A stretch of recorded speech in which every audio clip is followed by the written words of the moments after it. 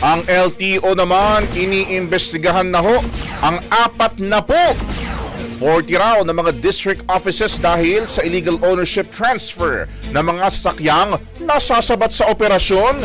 Brigada Gigaboy Custodio, i-brigada mo! Brigada Live Report. Iniimbestigahan na ng Land Transportation Office ang 40 district offices nito dahil sa manoy iligal na pagproseso ng paglipat ng pag-aari ng mga sasakyang nasamsam sa mga police operations.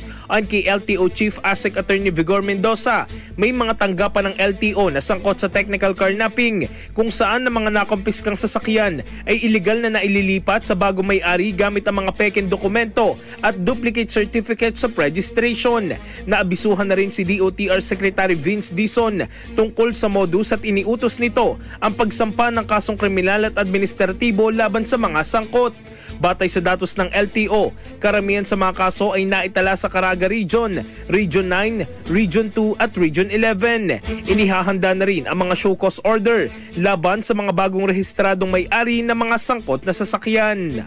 In the heart of changing lives, ako sa Brigada Gigo Custodio ng 105.1 Brigada News of Manila, the Music and News Authority. Brigada Balita Nationwide. Ang bahaging ito ay hatid sa atin ng Guard C Plus with Zinc Capsule. Always protektado ang kalusugan.